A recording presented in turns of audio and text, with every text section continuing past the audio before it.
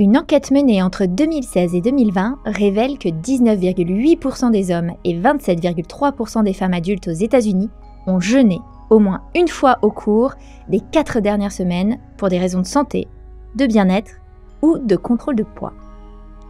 Qu'il soit thérapeutique, spirituel ou préventif, le jeûne revient au cœur des pratiques de santé, suscitant autant d'enthousiasme que de questionnement. Mais que se passe-t-il vraiment dans notre corps quand on jeûne ? Le jeûne est-il une simple privation ou un outil de régénération profonde ? Quels en sont les bienfaits, les précautions, les dérives à éviter ? Et surtout, pourquoi jeûner peut-il être bien plus qu'un acte physique, une forme d'écologie intérieure, un retour à l'essentiel dans un monde saturé ? Pour répondre à toutes ces questions, nous avons la chance d'accueillir Michel Giroux, naturopathe passionné. Ensemble, nous allons décrypter des mécanismes, les bonnes pratiques et réévaluer la place du jeûne dans une médecine intégrative, saine et responsable.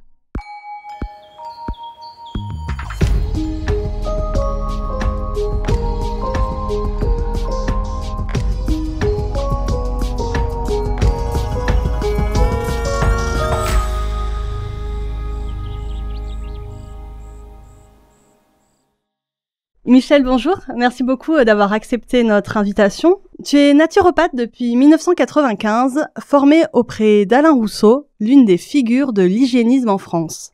Pendant près de 30 ans, tu as exercé non seulement comme praticien, mais aussi comme formateur et professeur, notamment au sein de l'Institut supérieur de naturopathie, ISUPNAT, où tu continues à transmettre chaque année les fondamentaux de la santé naturelle à des centaines d'élèves. Avant de t'orienter vers cette voie, tu as connu une première vie professionnelle à l'opposé de la santé naturelle, ingénieur en construction mécanique. Un virage radical qui témoigne de ton engagement profond pour une approche globale du vivant. Fervent défenseur de l'hygiénisme, tu portes une vision holistique de la naturopathie fondée sur l'équilibre des 5 corps, physique, énergétique, émotionnel, mental et spirituel, comme socle indispensable d'une santé durable. Le jeûne fait partie intégrante de ta pratique personnelle et professionnelle. Tu en as fait une véritable clé de compréhension et d'action que tu partages autant avec les apprenants qu'avec les personnes que tu as accompagnées dans le cadre de nombreuses cures et stages. C'est pourquoi nous sommes particulièrement heureuses de t'accueillir aujourd'hui pour explorer ensemble ce sujet passionnant. Grâce à ton regard éclairé, nous allons pouvoir démystifier cette pratique, parfois perçue comme extrême, mais qui, bien conduite, peut devenir un levier puissant de régénération, de vitalité et de transformation intérieure. Là, je viens de faire une petite présentation générale te concernant, mais peut-être que tu voudrais ajouter d'autres éléments, et dans ce cas-là, on te laisse cette possibilité, avec plaisir. D'accord. Bien. Bon, alors vous savez donc que je suis ingénieur de formation, et donc je n'ai pas pratiqué dans l'entreprise, je suis tout de suite allé dans l'enseignement. J'avais déjà la fibre enseignante, et je me suis dit que ce serait beaucoup mieux, finalement, que je fasse enseignement plutôt qu'aller dans l'industrie. Et donc j'ai enseigné pendant 38 ans dans différentes sections, mais notamment à la fin, j'ai terminé les 15 dernières années donc en maths sup et maths spé, où j'enseignais les sciences de l'ingénieur. Voilà. Mais donc parallèlement à ça, donc j'ai toujours été très curieux de toutes les matières et tout. Donc parallèlement à ça, j'ai fait de différentes formations, et notamment quand j'ai commencé à enseigner en 70, j'ai aussi enseigné le yoga. J'étais professeur de yoga pendant à peu près 7 ans au centre culturel municipal de Chantilly. Voilà. Donc vous voyez déjà que j'avais un parcours un peu atypique. Et puis ensuite, eh bien, j'ai rencontré la naturopathie, et donc j'ai fait ma formation avec Alain Rousseau. Et donc, quand j'ai terminé ma fonction d'enseignant en éducation nationale, quand j'ai pris ma retraite, c'est Alain Rousseau qui m'a proposé de prendre le relais et d'enseigner à ISUPNAT. Donc, ça fait 17 ans que j'enseigne maintenant à ISUPNAT, et donc ça fait aussi 55 ans que j'enseigne. Voilà. Donc, je suis bien évidemment avant tout un pédagogue. Alors, je suis aussi un thérapeute, mais avant tout, quand même, je suis un pédagogue. Alors, je voudrais vous dire aussi que pendant ma carrière d'enseignant, comme j'avais quand même un peu de temps, J'ai participé aussi à des centres de jeûne et randonnée. Et donc, ça a été pendant à peu près 10 ans, 12 ans, où j'encadrais donc en tant que naturopathe, et puis aussi donc en tant que thérapeute, parce que je faisais des consultations. Et à ISUPNAT, j'ai aussi formé les futurs cadres qui donc ont ces centres de jeûne et randonnée. Et donc, ça s'est fait pendant 5 ans à peu près. Là, les dernières sessions, ça s'est arrêté il y a 2 ans, manque d'effectifs. Mais donc, j'ai participé à ça aussi. Donc, former ces futurs gens qui allaient encadrer donc ces centres de jeûne et randonnée. Donc, je connais parfaitement le milieu donc du jeûne. Voilà. Et c'est pour ça d'ailleurs qu'on t'a invité. Parce que tu es un excellent pédagogue et on a adoré t'avoir en professeur.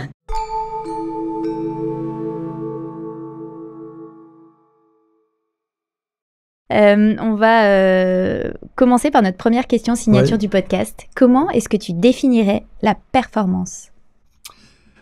Alors, la performance, finalement, c'est les caractéristiques du résultat d'une action ou d'un acte. Alors, il faut savoir, est-ce qu'on parle de performance sur le plan physique ? Est-ce qu'on parle de performance sur d'autres plans, notamment sur le plan psychologique, voire énergétique aussi? Donc, tout dépend où on se situe, d'accord ? Mais donc, on voit bien que de toute façon, la performance, elle est liée avant tout à l'hygiène de vie. L'hygiène de vie sur tous les plans. Il faut bien comprendre que, et vous savez que je suis vraiment un hygiéniste convaincu, il faut bien voir qu'il faut de l'hygiène de vie sur le corps physique, mais bien évidemment sur le corps énergétique, sur le corps psycho-émotionnel, voire beaucoup plus si on est attiré par, disons, une recherche beaucoup plus spirituelle. Voilà. On en parlera justement un peu plus tard. Voilà. Et donc, qu'est-ce qui t'anime ? Quelle est ta mission de vie ? Alors, ma mission de vie, c'est simple, hein, c'est l'enseignement. Voilà. Avant tout, c'est l'enseignement. Parfait. Magnifique.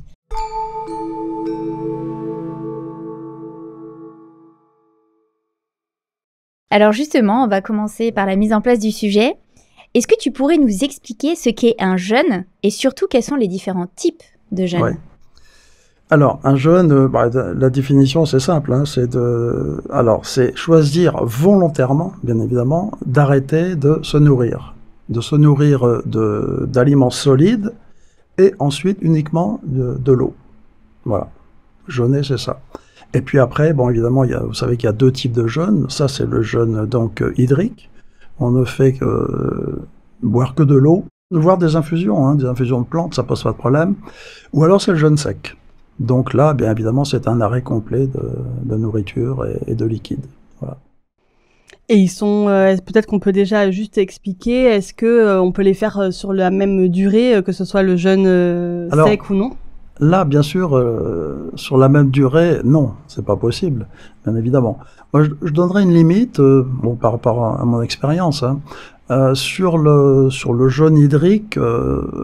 Là, on va surtout parler, je dirais, du jeûne bien-être. Hein.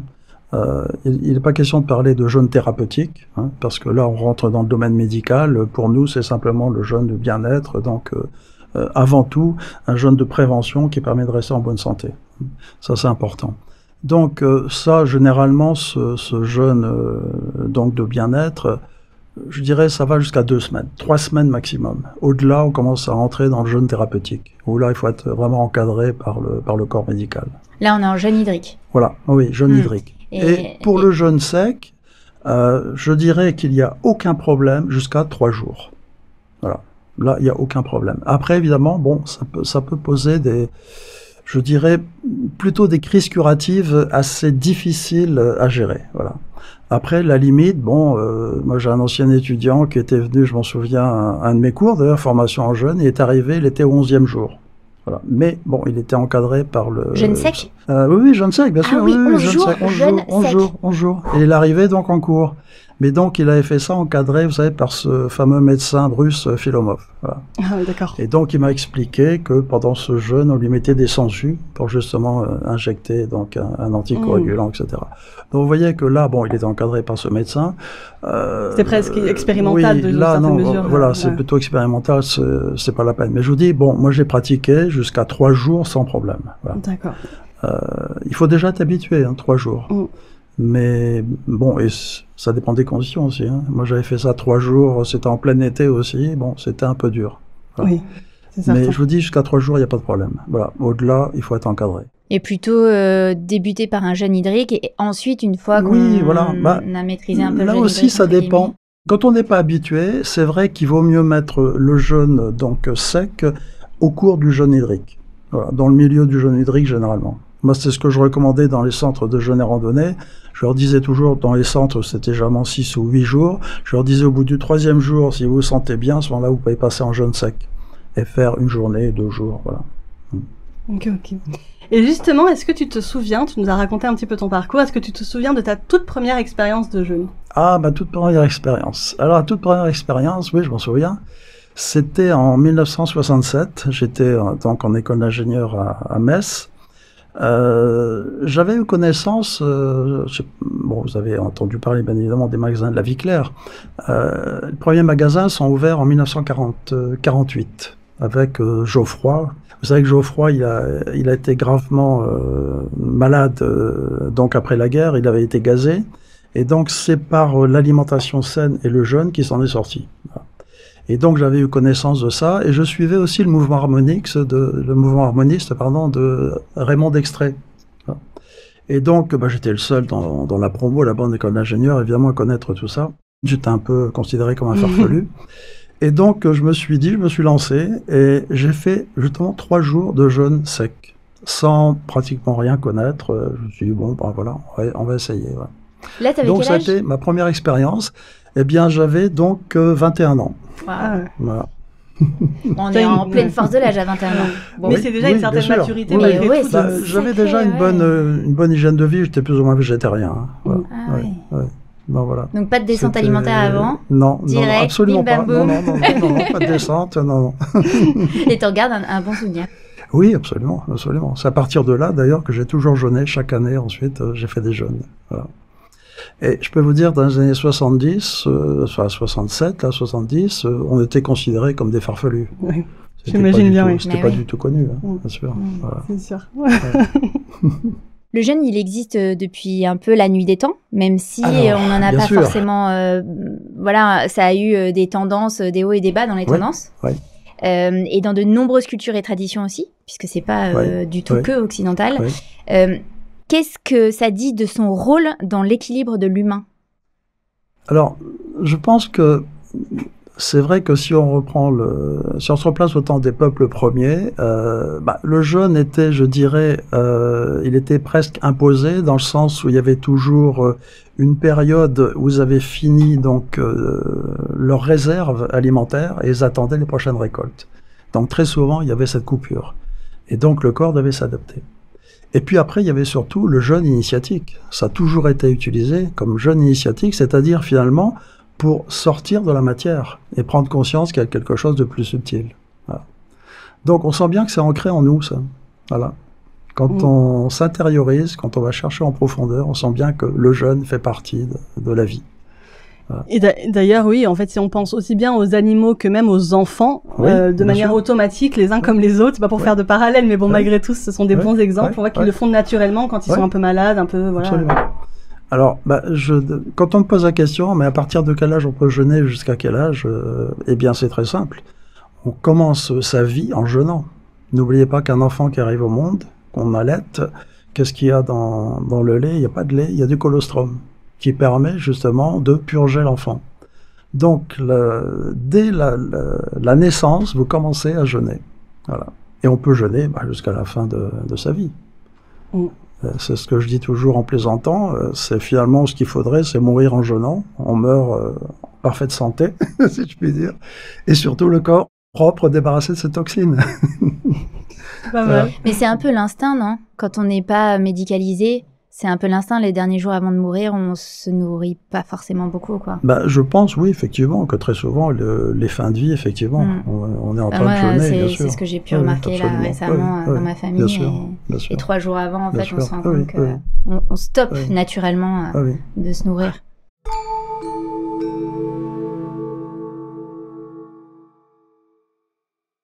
Et donc, pour entrer un peu plus dans le détail, est-ce que tu pourrais nous expliquer d'un point de vue physiologique comment ça se passe dans notre corps quand on entre en jeûne? Alors, là, on va entrer un petit peu plus. Bon, je vais pas entrer trop dans le détail. On va faire quand même une manière assez simple d'approche. Bah, il faut bien comprendre déjà, ce qui est important, c'est de ne pas avoir peur de jeûner. C'est fondamental parce que la peur va bloquer certaines fonctions. Voilà. Donc, il faut entrer dans le jeûne en pleine confiance. Voilà. Et puis, là aussi, ce qui est important, c'est de bien voir que nos cellules, elles ont besoin d'énergie. Et l'énergie est fabriquée avec le glucose. Voilà. Et donc, quand on arrête de jeûner, qu'est-ce qui va se passer? Eh bien, il va y avoir, dans un premier temps, on va aller puiser dans ces réserves de glucose. Et c'est donc dans le glycogène du foie. Parce que pour les muscles, c'est simplement pour les muscles. Donc, dans cette réserve de glycogène, on a à peu près entre 4 heures et 6 heures. Donc, je dirais que la première demi-journée, il n'y a pas de problème, on puise dans les réserves de glycogène. Et après, bien évidemment, là, on va commencer à aller chercher du glucose, mais pour avoir ce glucose, il va falloir le fabriquer. Et donc, notre corps va arriver à fabriquer du glucose avec d'autres molécules, qui ne sont pas glucidiques, donc, et ce seront notamment les protéines et les acides gras. Voilà. Et donc, c'est là qu'il y a un petit peu un combat entre la médecine, où les médecins vous disent, attention, donc, au bout d'à peu près 24 heures, vous allez commencer à l'épuiser dans les protéines musculaires.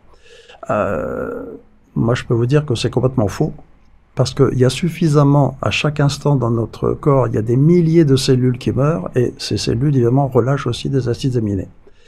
Et donc, il y a aussi beaucoup de protéines, qu'on appelle des protéines glyquées dans le corps, qui fait que, justement, après donc cette période où on va chercher le glycogène dans le foie, quand il n'y en a plus, eh bien, on va justement commencer à dégrader toutes ces toxines et donc toutes ces molécules-là qui ne servent à rien. Et donc ça va être transformé donc en glucose. D'accord ? Et c'est ça qu'il faut bien comprendre dans ce mécanisme, c'est qu'il n'y a pas justement d'autolyse des muscles. Quelle que soit la durée. Alors, quelle que soit la durée, je dirais oui, tant qu'on fait 2 semaines, tant qu'il y a des réserves de graisse. Et bien évidemment, si on va au bout de nos réserves, bien évidemment, après, on va attaquer les muscles. Donc, ce qu'il faut bien assimiler, c'est qu'il n'y a pas de danger pour les muscles. Donc, cette première raison, parce que de toute façon, on va aller chercher toutes les protéines déjà qui sont en déchets dans le corps, et ensuite, on va aller dans les triglycérides. On va aller attaquer donc ces fameux lipides. Adipeux. Voilà. Et puis, n'oubliez pas que nous, on recommande toujours de jeûner et d'avoir une activité physique. Et ça, c'est important parce que tant que les muscles ont de l'utilité, ils ne seront pas autorisés. Il y a cette intelligence de cette force vitale qui fait qu'on va autoriser tout ce qui n'est pas nécessaire. Donc, il n'y a aucun danger à craindre l'autolyse donc de nos muscles. Voilà. Alors, donc, vous voyez bien qu'il va y avoir, là, en premier, donc, cette réserve de glycogène dans le foie. Ensuite, donc, c'est là que le corps va utiliser à la fois donc tous ces acides aminés qu'il va trouver dans le corps comme déchets, et ensuite, on va déstocker les lipides. Et en déstockant les lipides, donc, ça va donner à la fois des acides gras et du glycérol. Et le glycérol est transformé par le foie directement en glucose, donc on a le glucose. Et les acides gras, ils seront utilisés par toutes les cellules du corps pour entrer directement dans le cycle de Krebs. Sauf pour les cellules nerveuses, donc et le cerveau, qui lui va utiliser le glucose qui vient du glycérol. Et donc après, il y a un petit problème, c'est qu'il va y avoir un surplus d'acides gras. Et donc, ces acides gras sont transformés en corps cétonique par le foie. Et c'est là que ça peut poser certains problèmes. Mais bon, ça, on sait le gérer. Dans les centres de jeûne des randonnées, on sait parfaitement gérer ça quand on est encadré par un spécialiste. C'est là qu'on rentre en cétose, en fait. Alors, on va rentrer dans ce qu'on appelle en cétose. Alors, c'est pas bien grave. Là aussi, il faut bien voir que quand on va déstocker ces acides gras, ils sont transformés donc en partie, simplement, c'est le surplus. Parce que les acides gras rentrent directement dans le cycle de Krebs. Donc, ça va donner de l'énergie, pas de problème. Mais le surplus, il est transformé donc en corps cétonique. Donc, deux types de corps cétoniques. Il y a les bêta-hydroxybutyriques, là, et puis l'autre, c'est l'acétoacétate. Bon, peu importe. Mais il y a surtout, alors ça, ce sont des acides qui rentrent dans le cycle de Krebs, il n'y a pas de problème. Mais le problème, c'est le déchet qui est de l'acétone. L'acétone, donc, c'est ce déchet qui est évacué. C'est un acide très, très volatile qui est évacué par les poumons. Et donc, cet acétone, si on a suffisamment d'exercice physique, on respire bien, il est évacué. Mais si on est statique, si on ne bouge pas assez, si on respire pas bien, il va y avoir une accumulation de ce corps, donc de cet acétone qui va acidifier le sang et donc les tissus. Donc, quand on commence à avoir une crise d'acétone, qu'est-ce qu'il faut faire? Simplement faire du mouvement. Parce que plus vous allez avoir d'exercice physique raisonnable, vous allez utiliser ces corps gras. Nos muscles sont capables d'utiliser le surplus de ces acides gras. Et donc, ces acides gras, ils ne seront plus en excès, donc il n'y aura pas d'acétone. Voilà. Et alors, je crois que l'aliment, entre guillemets, préféré du cerveau, ce sont les corps cétoniques, non? Parce que, est-ce que ça expliquerait... Alors, pour le coup, j'ai testé l'aventure jeûne pendant 7 jours. Oui. J'ai fait la descente, 7 jours de jeûne, 7 jours de remontée, en plein été, en plein mois d'août, en août dernier. Et les 3 premiers jours, franchement, c'était dur. J'ai eu des petites crises curatives. Et après, j'ai eu un regain d'énergie de dingue, mais psychologique surtout. Physiologique aussi, mais psychologique, où je sentais que mon cerveau allait hyper vite. Et que j'avais pas ressenti depuis un moment. Oui, effectivement. Donc, après, au bout de quelques jours, le corps, donc le cerveau, comment dire, il est capable d'utiliser effectivement ces corps cétoniques. Et ces corps cétoniques, ils ont un effet stimulant, c'est un peu un effet euphorique. On sait très bien qu'on a beaucoup moins de douleur. Et ça, c'est les bienfaits justement de ces corps cétoniques utilisés par notre cerveau. Oui, effectivement. Mais du coup, il y a un vrai intérêt à le faire régulièrement, finalement. Alors, oui. Alors, pour plusieurs raisons. Alors, oui, je pense qu'il y a une limite à ça quand même, hein, parce qu'il ne faut pas oublier que ces corps cétoniques, et donc l'acétone, peut acidifier. Donc, il faut qu'il y en ait une quantité raisonnable. Voilà. Et c'est ça qui est difficile à gérer. Et donc, pour gérer ça, c'est simple. Il suffit de voir quels sont les effets négatifs de cet acétone dans le corps. Donc, c'est surtout des douleurs, parce qu'on commence à s'acidifier. On a une langue très très chargée, avec une haleine très très forte d'acétone. Et ça, c'est un signe où il va falloir donc faire quelque chose pour limiter cette acidité dans le corps. Donc, dès qu'on a une haleine trop trop forte, c'est là qu'il faut reprendre de l'activité. Ou alors, il faut arrêter le processus. Et le processus, ça vient du fait que, comme on n'a pas de glucose direct, on va déstocker ces triglycérides. Ben, il faut simplement arrêter de déstocker les triglycérides. Pour arrêter de déstocker les triglycérides, qu'est-ce qu'il faut faire? C'est reprendre un peu de miel, par exemple, voilà, tout simplement. Donc, si on atténue l'autolyse, il n'y a pas de problème. Donc, voilà comment on peut gérer. Alors peut-être, tu vas me dire qu'il n'y a aucun rapport, mais je ne sais pas, la question me vient comme ça. Est-ce qu'il y a un rapport avec le régime cétogène? C'est la même chose qui se passe? Alors, je pense qu'ils ont utilisé ce régime cétogène dans le cas de cancer. Voilà. Parce qu'on s'est dit, parce qu'on sait que finalement la cellule cancéreuse se nourrit surtout de protéines et de glucose. Donc on s'est dit, c'est formidable parce que si on a un cancer au niveau du cerveau, par exemple, qu'est-ce qu'on va faire? Il faudrait limiter ces protéines et le glucose. Bon, c'est pas évident. Donc qu'est-ce qu'on peut faire aussi? C'est parce qu'à ce moment-là, il faut que le cerveau se nourrisse. Eh bien, on va mettre en jeûne. Et donc, c'est là l'intérêt justement du jeûne, c'est qu'à un moment donné, le cerveau se nourrit que de corps cétoniques. Donc, à ce moment-là, si on applique une chimio, pourquoi pas, on peut aider justement à la chimio. Ouais. Mais donc, après, on s'est dit, non, finalement, on va créer volontairement avec l'alimentation des corps cétoniques. Donc là, c'est surtout arrêter complètement tout ce qui donne du glucose, donc les sucres directs et puis les sucres lents, les féculents, et on va se nourrir que de protéines et d'acides gras. C'est très très difficile à tenir, surtout pour les neuroarthritiques. Voilà. Bon. Et t'as pas l'air convaincu par le... Non, absolument pas. Non. Je suis pas du tout favorable justement à l'alimentation cétogène. Ah, génial. Bon, on va faire un autre épisode sur ça. Je le sens parce que ça m'intéresse. Et justement, on a parlé des effets du jeûne. Est-ce que tu pourrais donner plus précisément, enfin, quels sont les effets justement sur notre système digestif, sur notre foie, sur nos intestins, sur l'inflammation de Bagrade, pardon. Voilà, comment on le ressent directement, comment ça se voit, quels sont les effets? Alors, les effets du jeûne sont multiples. Ce qu'il faut voir, c'est qu'est-ce qui se passe dans notre corps. Je vous ai dit donc. Alors, je vais préciser une chose aussi. Pour jeûner, il y a 2 conditions. Il faut des réserves. Donc, vous avez vu qu'il faut des réserves de graisse. Alors, est-ce que c'est suffisant? Non. Vous savez très bien que les réserves de graisse vont donner finalement, je dirais, de l'énergie chimique. D'accord? Bien.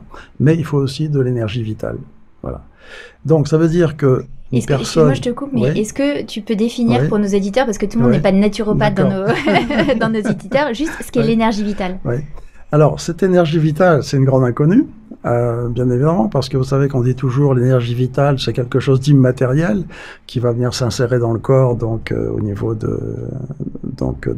surtout du système nerveux et du système glandulaire. Bon, voilà, quand on a dit ça, on n'est pas avancé. Je pense que maintenant, on a beaucoup mieux compris avec donc les découvertes en physique quantique. Voilà.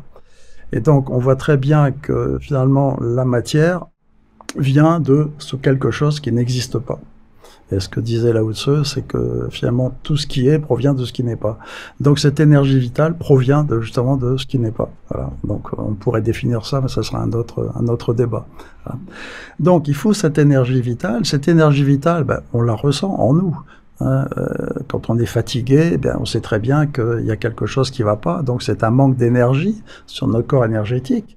Mais le corps énergétique ne fait qu'accumuler, recevoir ce qui vient de quelque chose de plus subtil, qui est cette force vitale.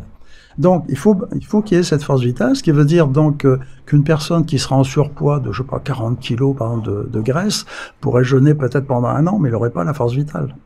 Oui, voilà. Et vous savez très bien que nous, en tant que naturopathes, on surveille bien quelle est l'importance de la force vitale dans la personne, et après, ses réserves de graisse. Et à partir de là, on voit si on peut la faire jeûner ou pas. Voilà. Voilà, donc on va en parler tout à l'heure, mais le jeûne n'est pas bon pour tout le monde. Attention, on va creuser le sujet, oui, mais voilà. Donc, vous voyez qu'après, vous m'avez posé la question, c'était sur les effets dans le corps. Donc, il y a déjà ça. Si on commence un jeûne avec pas beaucoup de force vitale, on va vite s'épuiser. Donc, on va se sentir très très fatigué, ça va être très difficile. Donc c'est là qu'on voit qu'il faut un minimum quand même de force vitale. Et après, ça va dépendre surtout de l'état émotionnel de la personne. Si elle est parfaitement détendue, si elle n'a pas peur, il y aura très peu d'effets. Après, bien évidemment, ça va dépendre de l'encrassement de cette personne, c'est-à-dire vraiment des déchets qui sont dans le corps. Plus la masse de déchets est importante dans le corps, plus les symptômes d'élimination vont arriver rapidement. Voilà. C'est ce que je dis souvent, pour savoir comment votre corps est encrassé, il suffit d'arrêter complètement de manger et de voir avec quelle rapidité les symptômes vont arriver. Voilà. Tu peux nous en parler des symptômes ou pas? Les symptômes, quand on parle de symptômes, sont les crises curatives, justement, dont on parlait tout à l'heure. C'est pas vraiment ce qu'on appelle les crises curatives, c'est vraiment, je dirais, des crises très très importantes, des douleurs fortes, où on revit des maladies anciennes. Voilà. Alors que là, ces petites crises curatives, c'est plutôt des désagréments. Ça va commencer, moi j'ai vu dans les centres de jeûne et randonnée, très souvent les gens ont des aigreurs d'estomac, des remontées acides, voilà, c'est ça. Bon, après, c'est les maux de tête. Ouais. Voilà. Moi, ça a été les maux de tête. Nausées et maux de tête. Voilà, les nausées, les maux de tête. Très souvent aussi, il y a de la tachycardie. Oui, j'ai eu ça Alors, aussi. le cœur peut monter il peut s'emballer à 80, 100, 120 pendant quelques minutes, parfois 1 heure, 2 heures. Mais c'est assez rapide, ça passe. Après, au bout de quelques jours, il peut y avoir des fièvres. Alors, des petites poussées de fièvre à 38, généralement c'est des fièvres assez légères, qui sont passagères aussi. Et puis après, c'est surtout les douleurs articulaires. Si on a beaucoup d'acide, parfois ces douleurs au niveau des articulations s'amplifient un peu. Voilà. Ok, ouf, j'ai pas tout. Mais c'est pas pour faire peur, c'est juste pour prévenir en fait. Voilà, c'est normal. Et finalement, si on a ces effets-là, ça montre aussi que le corps réagit comme il faut. Oui, bien sûr. Alors, ce que je voudrais dire aussi, c'est que dès qu'il y a ces symptômes, par exemple là, les maux de tête, etc., qu'est-ce qu'il faut faire? Bon, il faut déjà boire suffisamment si on fait un jeûne hydrique, mais surtout aller marcher, respirer. Voilà, ça c'est important.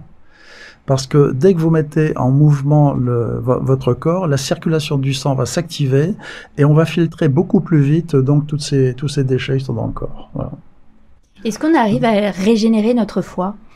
Alors, mais de toute façon, dans le jeûne, on arrive à régénérer vraiment toutes les cellules, donc y compris le foie. Toutes les cellules se régénèrent plus ou moins rapidement. Tout dépend de cette masse de déchets, où est-ce qu'elle est stockée. Voilà. Ça nous permet d'équilibrer aussi les hormones? Alors, bien sûr, de toute façon, je vous dis, il y a vraiment un effet sur toutes les cellules. Donc, là où c'est très, très encombré, ce sera beaucoup plus long. Et c'est là qu'il faudrait, là aussi, peut-être préciser la façon dont le corps va autolyser, sortir ses déchets. Hein. Vous avez vu que c'est d'abord nettoyer tout ce qui est dans le sang, en circulation. Et ensuite, on va commencer, cette force vitale va aller puiser dans ses réserves. Et c'est surtout la masse de déchets qui est dans le liquide extracellulaire qui va commencer à remonter dans le sang. Et donc ça peut durer des jours, des mois peut-être, hein, tout dépend de l'encrassement. Parce que ensuite, donc quand on a remonté suffisamment ces déchets stagnants, c'est là qu'on va aller dans les déchets incrustés. C'est-à-dire au plus profond de nos cellules. Et donc sortir les déchets qui sont en dehors des voies de circulation. C'est les kystes, les nodules. Voilà, c'est ça. Les donc ceux-là sont en dehors des voies de circulation, mais c'est là qu'on voit que la force vitale a cette intelligence d'aller quand même arriver à les ressortir et les ramener dans la circulation du sang. Et ça demande beaucoup de temps de jeûne. Hein. Généralement, pour autolyser un kyste, il faudrait peut-être aller sur 3 semaines, 1 mois, voire plus. Voilà.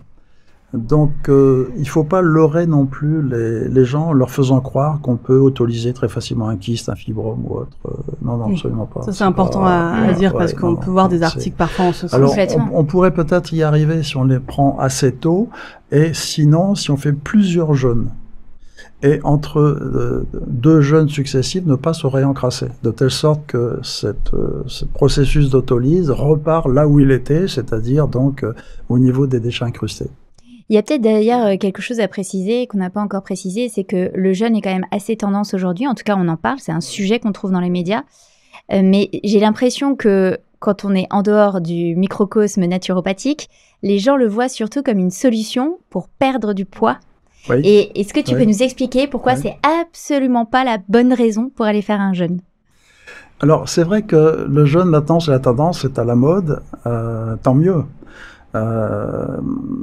Maintenant, oui, effectivement, on pense qu'avec le jeûne, on va pouvoir perdre du poids. Oui, on perd du poids, mais l'objectif du jeûne n'a jamais été l'objectif essentiel. C'est pas de perdre du poids, c'est se nettoyer. Donc, d'assainir le terrain. Alors, bien évidemment, quand on va assainir ce terrain, on voit qu'on va autolyser dans les graisses, donc on va perdre du poids, bien évidemment. Mais on voit bien qu'après, à la reprise, les gens reprennent du poids. Donc, qu'est-ce qui se passe?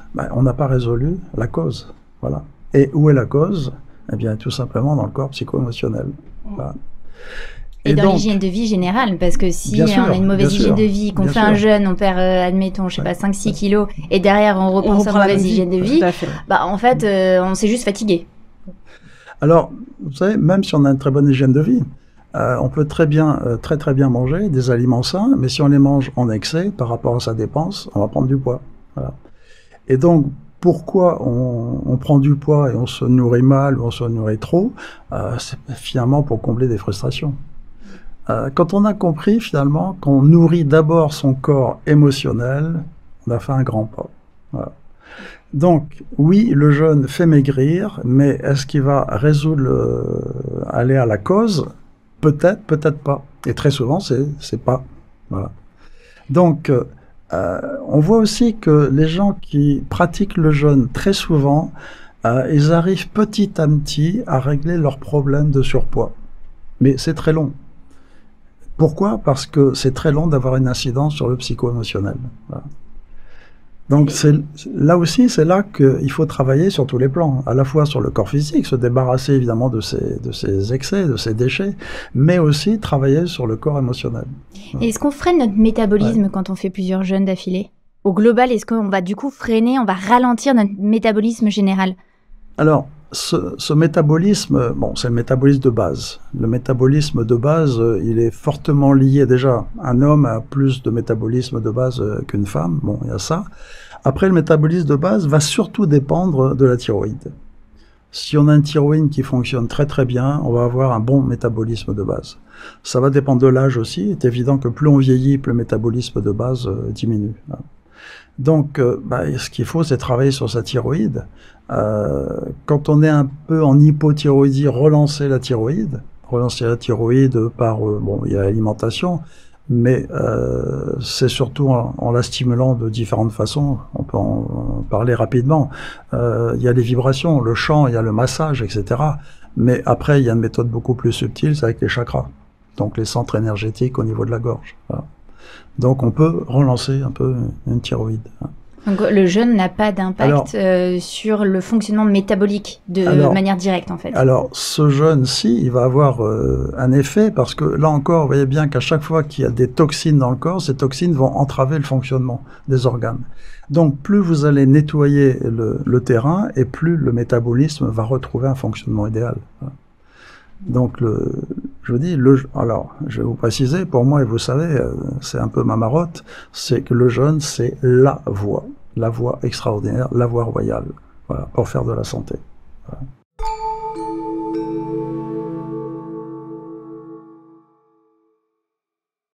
Et comme tu l'expliquais, justement, le jeûne ne touche pas que le corps physique, et il y a aussi toutes ces problématiques, toutes ces questions autour de l'émotionnel, du mental. Et donc, est-ce qu'on peut parler un petit peu du jeûne mental, justement? Qu'est-ce que t'en penses et en quoi ça consiste exactement? Alors, le mental, pour moi, le mental, c'est notre conscience incarnée. Parce que il y a notre conscience qui fait partie de la conscience universelle, mais après, cette conscience qui vient du haut s'incarne. Et donc, le mental, c'est ça, c'est cette conscience incarnée. Ce mental, vous savez qu'on parle aussi de la conscience, du subconscient et de l'inconscient. Bien.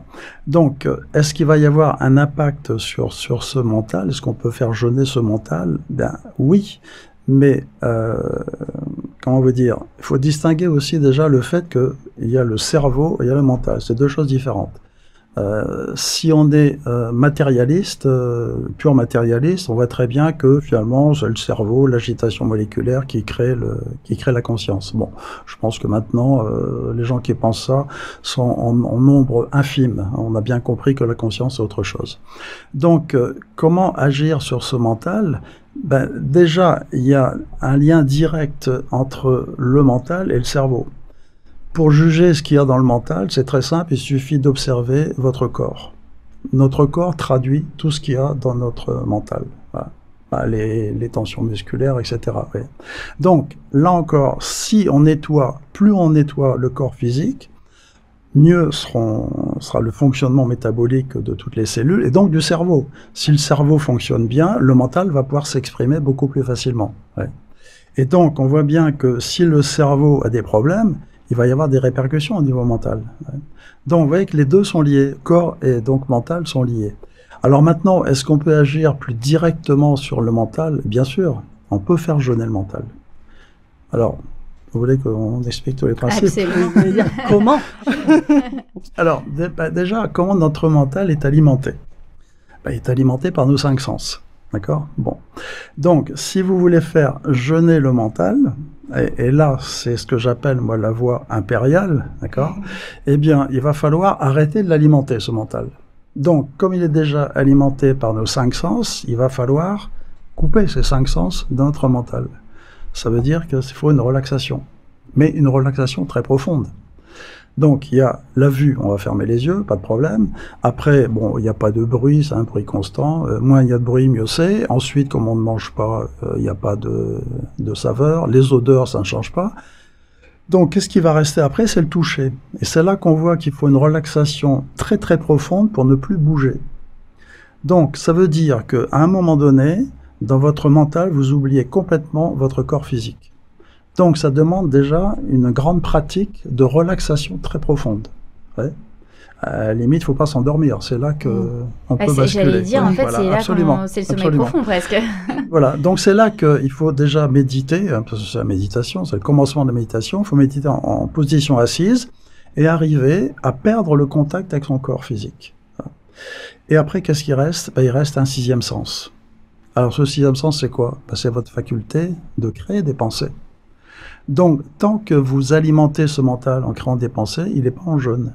Je dirais que quand vous êtes coupé complètement des 5 sens, vous êtes dans ce que j'appelle la monodiète. C'est-à-dire vous le nourrissez très peu, mais avec vos pensées. Mais il n'est pas encore en jeûne. Alors, ce sera déjà pas mal. Il faut aller plus loin. Et donc, arrêter de penser. Alors, quand on pratique, c'est là qu'on s'aperçoit que c'est très très difficile. Donc, pour arrêter de penser, il faut observer comment fonctionne ce mental. Et on voit donc que le mental, c'est un flot continu de pensées qui viennent soit de votre mémoire, mais d'ailleurs, très souvent. Quand ça vient de la mémoire, vous voyez bien, parce que parfois une pensée arrive, « Ah, tiens, ça me fait penser à quelque chose. » Donc ça, c'est votre mémoire. Mais parfois, il y a des pensées qui arrivent, vous ne savez pas d'où ça vient. Et là, ça vient de ce qu'on appelle les égrégores. Donc, c'est dans le champ vibratoire, dans ce plan mental, vous avez aussi d'autres, je dirais, champs vibratoires qui sont créés par les êtres humains, qui pensent tous la même chose. Donc, il y a des gros égrégores, c'est les religions, etc., enfin, tous les mouvements qu'il peut y avoir, les mouvements politiques, etc. Tout ça sont des égrégores de pensée.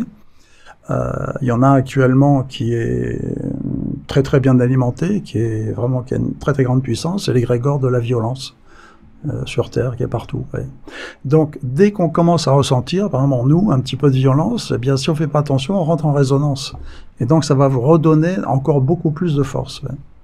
Donc, vous voyez que il faut savoir observer ce mental et donc arriver à le calmer. Donc, pour revenir à ça, quand on a des pensées qui arrivent dans le mental, est-ce que c'est vous qui les créez?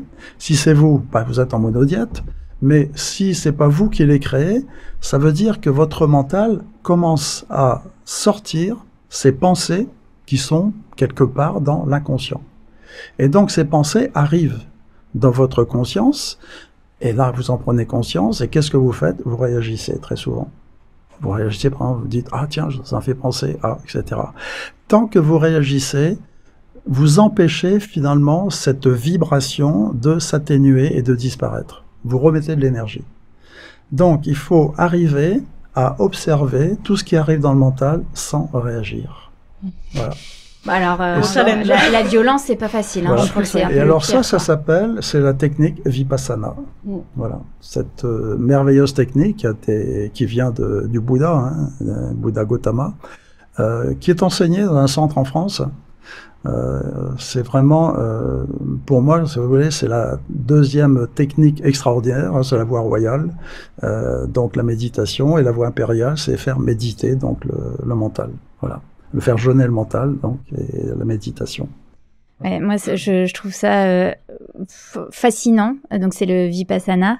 C'est fascinant et en même temps, je me dis, mais comment, alors certainement que je suis pas assez mature pour arriver à ça, mais waouh, je me dis comment est-ce qu'on peut arriver actuellement, dans le monde actuel, à faire ça, quoi. C'est une sacrée volonté qu'il faut à un moment donné. Je ne sais pas, parce peut-être que déjà on peut préciser ce que c'est exactement, parce qu'on l'a pas précisé. Oui, et donc pour revenir à cette méditation Vipassana, eh bien c'est donc un centre en France qui enseigne ça. Je voudrais préciser que ce centre, il est géré par uniquement des bénévoles.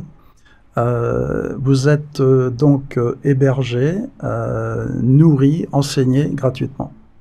Mais on s'engage donc pendant 10 jours à suivre donc cette méditation Vipassana. On s'engage, mais on reste libre. Hein, si on sent que c'est pas possible de continuer, on est libre de partir. Ouais. Mais il faut compter 10 jours pour vraiment intégrer complètement la technique. Voilà. Donc là, ça veut dire qu'on ne parle pas du tout. Alors, pendant ces 10 jours, on a 9 jours, on parle à personne, simplement, éventuellement au guide qui est là, l'enseignant, donc qui enseigne cette technique, ou alors au manager qui gère le quotidien. Voilà. Donc 9 jours sans parler, vous êtes dans votre bulle. Voilà. Donc vous imaginez le travail de décapage que ça peut faire. Absolument. Ouais. Ça permet justement donc un retour à soi, un calme intérieur, et c'est tout l'intérêt du jeûne mental. Alors oui, ça permet vraiment de nettoyer ce mental. Alors c'est quand même très difficile, parce que n'oubliez pas qu'il se nettoie vraiment si on ne réagit pas à tout ce qui arrive dans le mental. C'est là la difficulté. C'est pour ça qu'il faut à peu près 10 jours pour vraiment arriver à s'entraîner et en ressentir vraiment les bienfaits. Ouais. Donc c'est là qu'on comprend finalement que quels que soient nos corps, il y a cette merveilleuse technique qui est en nous, c'est vraiment de jeûner, d'arrêter d'alimenter les corps. Voilà. Donc arrêter d'alimenter le corps physique, permet de le nettoyer. Le corps énergétique, non, il est toujours alimenté. Par contre, ce qu'il faut arrêter, c'est d'alimenter notre corps émotionnel. Voilà, c'est ça. Donc, pour arriver à le gérer. Alors justement, là aussi, c'est intéressant de comprendre comment naît une émotion. Ouais. Parce que, vous voyez bien que les émotions, elles viennent de quoi? Elles viennent de tout ce qu'on reçoit de nos organes des sens, de nos 5 sens. Ouais. Que ce soit le toucher, que ce soit l'odorat, la vue, etc. Vous avez des sensations qui arrivent, et donc, enfin, des vibrations données donc par nos capteurs, hein. Et donc, c'est transmis à notre cerveau, et ça va dans le mental, et c'est notre mental qui réagit. Et réagit comment? Soit une sensation est agréable, soit elle est désagréable, soit c'est neutre. Et à partir de là, c'est là que par la réaction, on crée une émotion. L'émotion, c'est oui, c'est agréable, c'est etc., j'en veux, etc., ou alors non, c'est désagréable, je m'y oppose. Ouais. Donc, on voit bien que pour gérer notre corps émotionnel, eh bien, c'est la maîtrise du mental. Voilà. Et donc, ce mental, eh bien, maintenant, on sait très bien que, en plus qu'on est à 90-95%, on est toujours dans une action inconsciente. Tout ce qu'on fait, on est inconscient. Voilà, 95%. Ouais, très souvent, on conduit sa voiture, on pense à autre chose, etc. Donc, on n'est jamais présent. Ouais. Mais ce qui est fou, c'est qu'on se dit que déjà, c'est difficile de ne pas regarder un écran pendant une journée. Déjà, à partir du moment où on a un téléphone dans les mains, bon, voilà. Ouais. Donc déjà, faire une détox d'écran, j'ai envie de dire. Donc, on imagine... Enfin, franchement, un vipassana, il faut quand même se préparer, quoi. Il y a pas une descente aussi, comme le jeûne? Non, il n'y a pas. Mais vous savez, finalement, ce qui est intéressant à la vipassana, c'est surtout quand on n'a jamais médité, c'est encore mieux. Parce qu'on n'a pas d'a priori. Et donc, on se lance directement dans la technique. C'est une technique très simple, hein. C'est simplement observer ce qui arrive dans le mental sans réagir. C'est très simple, la technique, mais elle est très difficile à faire. Ah oui, voilà, merci, voilà. Oui, voilà, exactement. C'est très, très difficile. C'est technique très simple, mais on s'aperçoit que, bah oui, on réagit tout le temps. Voilà. Et toi, tu arrives à te l'appliquer au quotidien? Non, c'est ça. Vous voyez, c'est pas parce qu'on arrive, parce que bon, je suis allé 6 fois à Vipassana. Je suis un mauvais élève, hein, je l'ai fait 6 fois. T'as redoublé Vipassana. Voilà. Mais non, ça demande, vous voyez, par exemple, quand je médite 20 minutes, une demi-heure, est-ce que j'arrive vraiment à être dans cet état-là? Non, ça demande quand même un travail assez important. Mais on a des phases où on arrive à ne pas réagir. Mais on voit bien qu'après, si on n'est pas assez vigilant, on réagit à nouveau. C'est la difficulté, ça. Ouais. Jeûner sur le corps physique, c'est beaucoup plus facile. Ouais, j'allais dire, franchement, mais, je pense. vous voyez, là aussi, c'est fondamental de faire jeûner ce mental, parce que tous nos problèmes donc de perte de santé, etc., tout vient du mental. Voilà. Dans cette incarnation. Après, en grande partie, je dirais, parce qu'après, il y a quand même toute une partie qui vient d'ailleurs. Bon, si on croit aux réincarnations, on pourrait dire ça vient aussi des vies antérieures. Mais déjà, dans cette incarnation-là, tout vient du mental. Voilà. Alors c'est assez difficile à comprendre, de dire que tout vient du mental, mais quand on fait de la naturopathie, quand on voit bien le lien entre les différents corps, on comprend très bien que finalement, quand il y a un dérèglement sur le plan physique, on sent bien qu'on s'est préparé bien longtemps à l'avance par une mauvaise hygiène de vie, qui a préparé le terrain, le corps, qui va pouvoir donc exprimer ce qu'il y a dans le mental. C'est la psychosomatisation. Mais pour psychosomatiser, il faut bien que le corps soit prêt. Ouais. Donc, il est, par exemple, un terrain très acide pour créer une polyarthrite, etc. Ouais.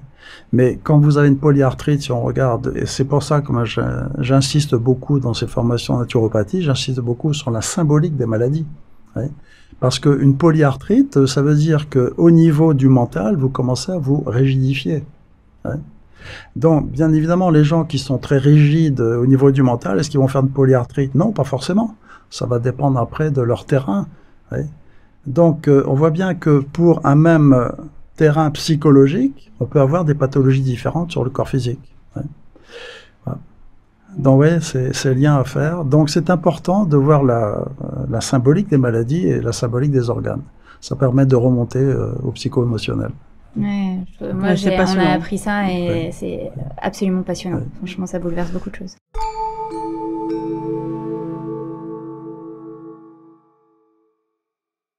Donc, on a parlé du jeûne physiologique, oui. Du jeûne mental. Oui. Est-ce qu'on peut parler du jeûne au quotidien? Alors, ce jeûne au quotidien. Alors, pour ce jeûne au quotidien, se poser la question, est-ce qu'il y a un intérêt de faire un jeûne au quotidien? Et est-ce qu'on fait un jeûne au quotidien? Ben oui. Ben oui. Tout le monde fait un jeûne au quotidien. Alors peut-être pas longtemps, mais n'oubliez pas que la nuit, on jeûne. La meilleure preuve, c'est que le petit déjeuner, on l'appelle déjeuner. Mmh. C'est vrai, j'avais pas pensé. Ben oui, ben oui. Donc on voit bien que de toute façon, tout le monde jeûne. Évidemment, c'est pas long. Hein. Ça va durer une heure, 2 heures par jour, pas plus, ouais. Bon, donc, quel est l'intérêt après? Quand on a compris ce qui se passe au cours du jeûne, on voit bien qu'on se nettoie. Donc oui, il faut absolument jeûner. Augmenter ces temps, justement, où il n'y a pas d'alimentation et de digestion et assimilation. Voilà. Déjà, on se dit qu'entre le moment où on a dîné et le moment où on va petit déjeuner, il faut au moins 12 heures, c'est ça, pour avoir à peu près tout digéré? Alors, ça va dépendre du repas. Si c'est un repas léger avec des associations alimentaires correctes, la digestion est très rapide. Ça va être 2 heures, 3 heures. L'assimilation, c'est à peu près 2-3 heures aussi. Oui, disons entre 4 et 6 heures. C'est au bout de 4 et 6 heures, à partir du début du repas, qu'on commence vraiment à éliminer. Voilà. Et donc, ça veut dire que les 6 heures qui restent, là, ça nous permet de vraiment s'occuper de la maintenance du corps. Voilà. Et là, le corps s'auto-nettoie finalement. Voilà. On est en phase d'élimination. Donc, on voit bien que chez la majorité des gens, s'ils dînent très tard le soir, s'ils ont un repas qui est vraiment très très lourd, difficile à digérer, ils vont commencer à éliminer vers, je dirais, 3 heures du matin, 2-3 heures du matin. Et donc, ils auront à chaque fois, chaque jour, une petite période, 1 heure ou 2 d'élimination, donc c'est pas suffisant. Idéalement, il faudrait combien de temps? L'idéal, c'est ce qu'on précise maintenant avec le jeûne intermittent. Voilà. Donc là, vous voyez, c'est à peu près, je dirais, entre 12 et 16, 18 heures. Voilà. 12 heures, c'est déjà pas mal. C'est pas évident, 18 heures. Moi, j'ai du mal. Non, c'est sûr. Jusqu'à 14, 15 heures, ça passe. Et après, 16, 17, 18 heures, là, j'ai du mal. Ce qu'il faut, c'est pas tellement être rigide sur ses horaires. Ce qu'on peut faire, plus on le fait, mieux c'est. Donc simplement, je dirais, le minimum, ça sera à peu près 10 heures. Voilà. Ok, bon, ça va. Il faut pas se dire parce comme les enfants. Parce que vous savez, maintenant, on parle beaucoup, bon, il faut 16 heures, etc. Il y a des gens qui sont accrochés aux 16 heures. Non, peu importe. Si on peut faire 16 heures, tant mieux. Mais si on fait déjà 10 heures, c'est déjà pas mal. Ouais. Voilà. Alors, ce qui compte aussi, n'oubliez pas, c'est avant tout quand même, c'est l'hygiène de vie au long cours. C'est important. Voilà. Après, bon, évidemment, moi, vous savez que je me définis comme un naturopathe épicurien. Donc, pour moi, le jeûne, ça me permet de gérer mes excès. Voilà. Alors, évidemment, c'est des excès raisonnables. Hein, c'est pas... J'allais dire les excès des naturopathes, on va se calmer, hein, parce que... c'est des excès très, très légers, hein, pas oublier. Mais donc, vous voyez que si on a une très bonne hygiène de vie, eh bien, ce jeûne intermittent, par exemple, est largement suffisant. On n'a pas besoin de se dire, est-ce que je vais jeûner chaque année, 1 semaine, 2 semaines ou autre. Non, alors, quels sont les signes ? Quels sont les signes, un peu les signaux, j'allais dire signaux d'alerte, mais pas forcément d'alerte, mais qu'on doit apprécier pour savoir si maintenant il est temps qu'on fasse un jeûne plus long et pas qu'un jeûne intermittent. Oui. Que c'est pas suffisant. Alors, les signes, alors ça va dépendre évidemment de la morphologie, de la constitution des gens. Vous savez très bien que quand on est en très très bonne santé, peut-être assez puissant, nous, ce qu'on appelle le type sanguin, un sanguin, comme il a un très bon appareil digestif, il sent pas trop les difficultés digestives et donc il va s'encrasser sans s'en rendre compte. Ouais. Bon, évidemment, il va prendre du poids, mais bon, c'est que de la graisse, c'est pas forcément beaucoup d'autres déchets, type acide, etc. Un neuroarthrétique, lui, va s'en rendre compte plus rapidement, parce qu'il va sentir une limite au niveau de l'appareil digestif. Donc, je pense que c'est déjà les symptômes révélateurs de désagréments au niveau du tube digestif, qui se disent, tiens, il est peut-être temps de faire quelque chose, justement, pour commencer à se nettoyer. Donc, par exemple, c'est quoi? C'est brûlure d'estomac? Oui, ça peut être déjà des lourdeurs digestives, lourdeurs digestives, brûlure remontée acide. Après, c'est les problèmes évidemment au niveau intestin. Donc les constipations, les diarrhées ou autres, beaucoup de gaz, etc. Donc ça, c'est des signes. Mais il y a aussi les signes de fatigue. On peut très bien avoir des signes de fatigue qui fait qu'on a peut-être déjà pas mal de toxines dans le corps. Il peut y avoir aussi des symptômes circulatoires. Quand vous avez par exemple les jambes lourdes, etc. Peut-être une circulation de retour un peu fragile et autres. Alors il faut voir, est-ce que c'est héréditaire ou est-ce que c'est acquis déjà? Mais on voit bien que plus le corps s'encrasse, plus ces petits désagréments vont se révéler. Après, il peut y avoir des éruptions cutanées et autres. Donc, il y a différents signes. Au départ, bien évidemment, les signes sont très très faibles. Si on est attentif à son corps, on le ressent assez rapidement. C'est par exemple les aigreurs d'estomac, etc. C'est ça. Vous vous souvenez ce qu'on dit souvent, hein, c'est que quand on est en bonne santé, au départ de sa vie, par la suite, toutes les pathologies qui arrivent, c'est finalement l'appareil digestif est à 90% responsable. Mais encore faut-il être conscient, parce que les gens sont tellement habitués aux lourdeurs digestives, au ballonnement, à la constipation, aux diarrhées. En fait, les gens vivent avec. Même plus compte. Et ils sont accommodés de ça, et pour eux, c'est normal, c'est pas grave. Alors que c'est grave. C'est le problème, justement, entre ces maladies aiguës, on sent. Et après, quand on passe en chronique, on est tellement habitué qu'on s'en rend plus compte. Voilà. Donc, si on est parfaitement à l'écoute de son corps, on sent à quel moment il va falloir se nettoyer. Alors, pas forcément faire des jeûnes longs, je vous dis. Le jeûne intermittent, c'est quelque chose qu'il faudra intégrer dans sa pratique journalière. Ouais. Je dirais maintenant, alors, ça a toujours été pour nous, les naturopathes. On ne parlait pas du jeûne intermittent. On parlait simplement de ne pas faire 4 repas par jour, mais passer au grand maximum à 3 repas, voire 2 repas. Ouais. Voilà. Moi, je trouve que 2 repas, c'est parfait. Alors, bien évidemment, après, ça va dépendre de l'âge aussi. Ça va dépendre peut-être des pathologies qu'on a. Je pense aux personnes âgées qui ont des différents problèmes circulatoires, des problèmes digestifs, etc. Peut-être eux, ils vont peut-être faire 4, 5, 6 prises de repas par jour, mais des petits repas. Quantité, oui, bien sûr. Mais pour quelqu'un qui est en bonne santé, 3 repas, c'est largement suffisant. Largement, je dirais même 2 repas, c'est suffisant. Ouais. 2 repas, ça permet de faire un jeûne intermittent, vraiment de à peu près 16 heures. Ouais. C'est l'idéal. Ouais.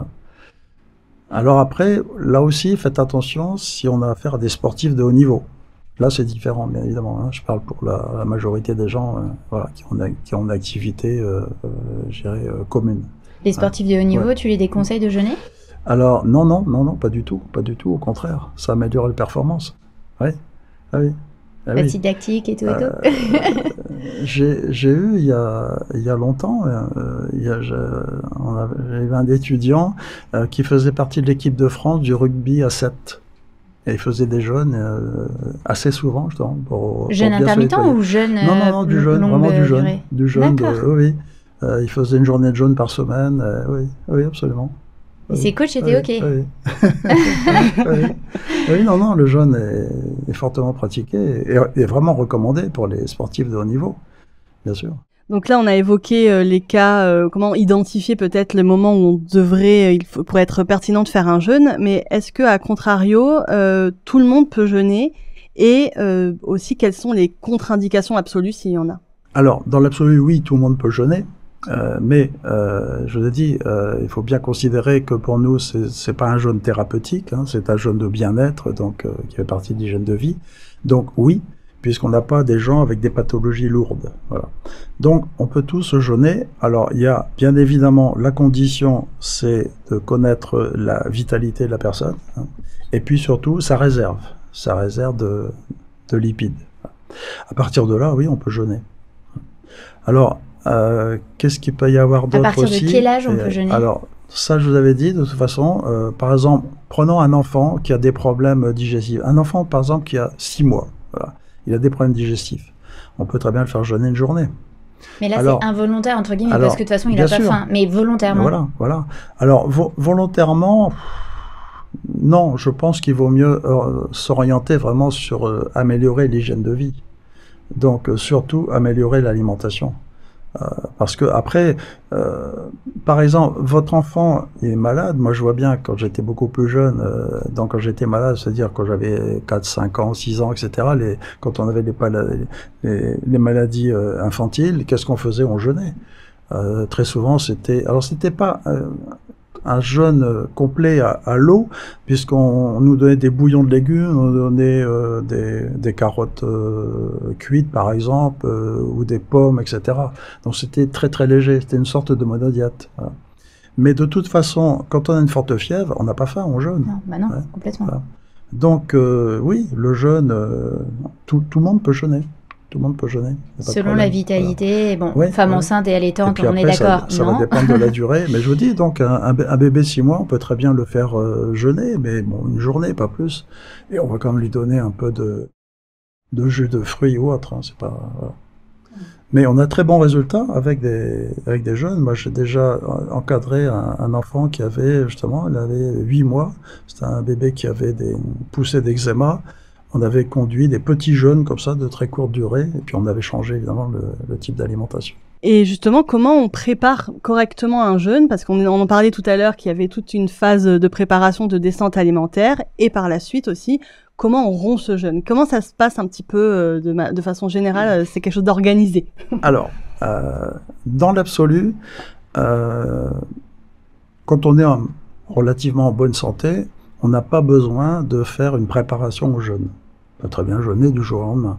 Même pas une descente alimentaire? Alors non, parce que je vais vous expliquer pourquoi. Quand on a une bonne hygiène de vie, on n'est pas très très encrassé. Donc, il n'y a pas de problème. Qui a une bonne hygiène de vie aujourd'hui? On ne prend pas de médicaments et rien, donc on peut jeûner. Alors, je ne parle pas d'une parfaite hygiène de vie, hein, une hygiène de vie correcte. On peut très bien, du jour au lendemain, jeûner. Il n'y a aucun problème. Mais qu'est-ce qui va se passer? Il va y avoir des petits désagréments, voilà, tout simplement. C'est ce que je vous ai dit. Plus vous êtes encrassé, quand vous allez arrêter de manger, plus les symptômes vont arriver rapidement. Moi, je vois très bien mon exemple. Vous savez très bien qu'à chaque fois que j'enseigne toute la journée, je ne mange pas. Bon, eh bien, j'ai aucun désagrément, il n'y a pas de problème. Au contraire, je me sens parfaitement lucide. Donc, on voit bien que ça va dépendre du terrain. Donc, pourquoi on va faire cette préparation au jeûne, cette descente alimentaire? C'est pour que lorsque les gens vont rentrer en jeûne, ils n'ont pas de désagréments importants. Surtout si c'est la première fois qu'ils jeûnent. Parce que si vous les faites jeûner une première fois et qu'ils ont des désagréments, c'est vraiment des crises curatives pénibles, ils n'auront plus envie de jeûner. Donc, c'est pour ça que dans les centres de jeûne et randonnée, on fait des descentes alimentaires d'au moins une semaine. Et donc, ces gens vont se dire, bah oui, finalement, tout se passe bien, ils seront rassurés, et ça leur donnera envie de jeûner par la suite. Voilà. Et c'est simplement pour atténuer ces petites crises curatives au moment du jeûne. Voilà. Personnellement, j'ai trouvé la descente plus difficile que le jeûne en soi. Oui, bien sûr, bien sûr. Mais, ah bah tu me rassures, parce que vraiment, alors, moi j'ai... là aussi, je pourrais vous préciser, par exemple, bon, vous savez ce que c'est les monodiètes, hein. On va s'alimenter avec un seul aliment, et ça, on peut le faire sur plusieurs jours. C'est mon cas, et je connais beaucoup de personnes qui préfèrent jeûner plutôt que de faire une monodiète. Parce que la monodiète, tant que vous mangez la même chose, vous avez envie de manger autre chose, et c'est difficile à tenir. Alors que le jeûne, vous savez très bien, quand on est habitué, au bout de 2 jours, c'est fini, on n'a plus faim, et on rentre dans une phase de calme, et voilà, et on est vraiment très très bien. C'est vrai que pour ceux qui ne le savent pas, pour nos auditeurs et auditrices, ça peut sembler surprenant, mais c'est la réalité vraiment testée, approuvée. Ouais, testée, approuvée par nous deux. Hein. Donc c'est pour ça que je dis, cette descente alimentaire n'est pas obligatoire, mais elle est fortement conseillée pour des gens qui n'ont jamais jeûné et surtout pour des gens qui sont très encrassés. Ça va permettre de quand même atténuer les crises curatives tout simplement. Alors si on veut parler aussi de la reprise alimentaire, ça va dépendre, vous savez très bien, de la longueur du jeûne, parce que, évidemment, tout cet appareil digestif est au repos, donc il va falloir le relancer doucement. La flore intestinale a considérablement maigri, elle n'est pas complètement morte, il y en a encore, mais il va falloir la réveiller doucement. Donc c'est pour ça que dans la reprise, il y a des règles à respecter. Les règles, c'est très simple, c'est dans les premiers temps, c'est uniquement du cuit, des légumes cuits. Jus de légumes voilà. Aussi. Après, on va passer au cru, donc les crudités. Et puis après, progressivement, on va incorporer les protéines. Ça veut dire que quand on est, par exemple, végétarien pur, hein, c'est-à-dire qu'il n'y a aucune chair animale. Il y a des végétariens poissons, non, c'est végétarien pur. Végétarien pur, une reprise alimentaire, c'est par exemple, une semaine de jeûne, c'est une journée, c'est tout. Oui. Ah oui, puisque c'est la reprise des légumes, il n'y a pas de problème. Un végétarien qui va manger des œufs, c'est-à-dire c'est un végétarien qui mange absolument aucun glucide. Oui. Ah oui. Non, on peut très bien mettre des glucides, il n'y a pas de problème. Bah, pas du sucre raffiné. Non, pas de sucre raffiné. Oui, quand je parle des glucides, c'est les féculents. Les complexes. Mais donc le végétarien, comme il mange des œufs, on peut très bien le mettre le deuxième jour des œufs, il n'y a pas de problème. Voilà. C'est la chair animale qui pose des problèmes. La chair animale, il faut la mettre pour un jeûne de 8 jours, il faut la mettre pas avant le 3e jour, 4e jour, c'est l'idéal. Ouais. Mais quand on est végétarien, la reprise alimentaire est très rapide, c'est une journée, 2 jours, ça y est.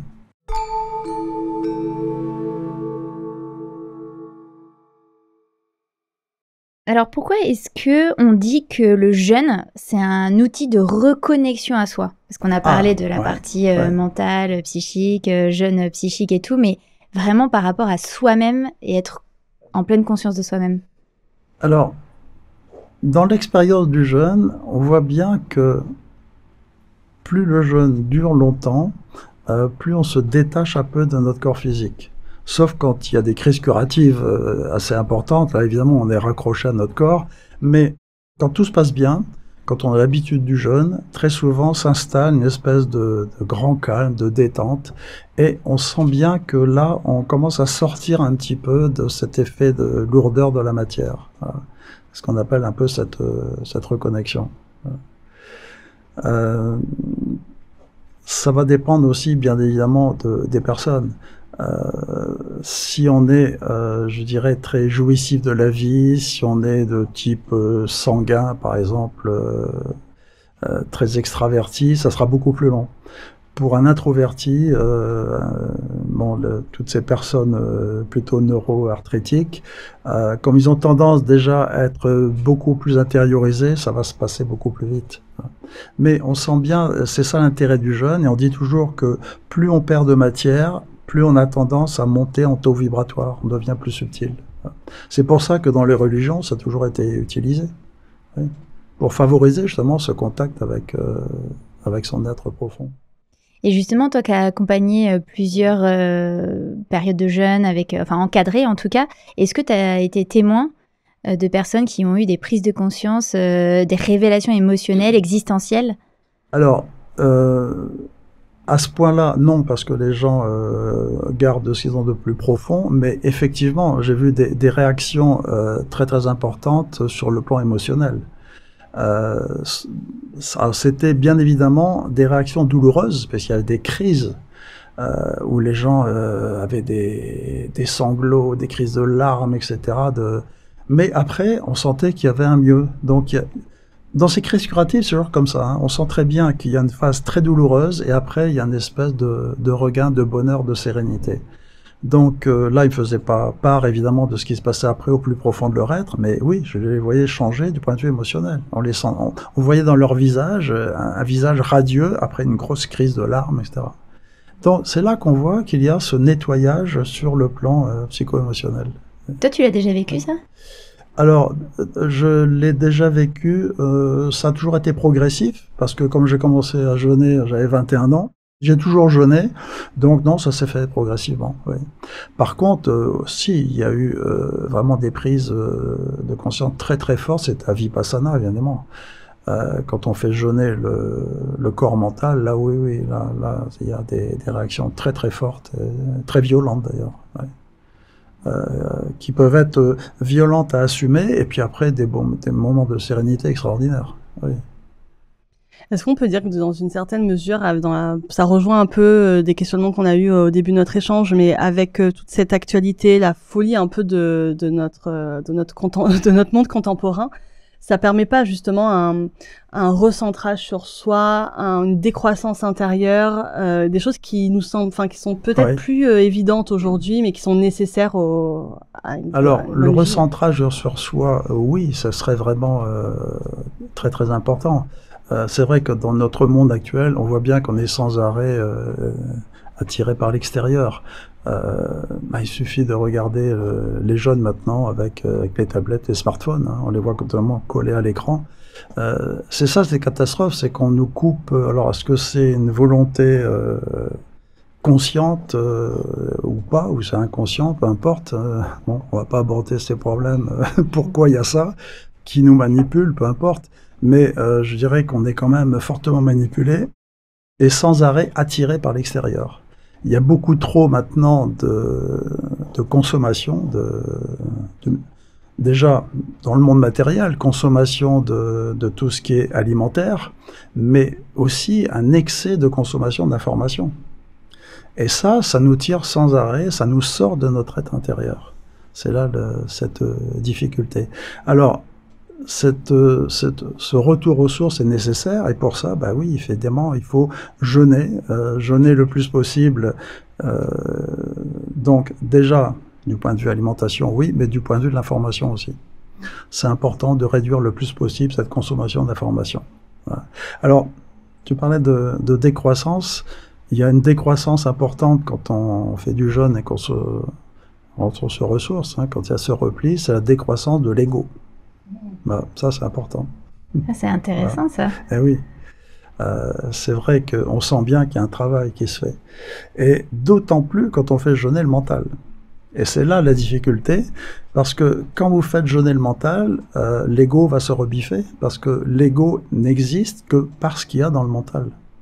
Donc, plus on va vider ce mental, et surtout cette partie inconsciente, plus l'ego va se rebeller. Et c'est là que on voit à quel moment on entre vraiment dans la méditation.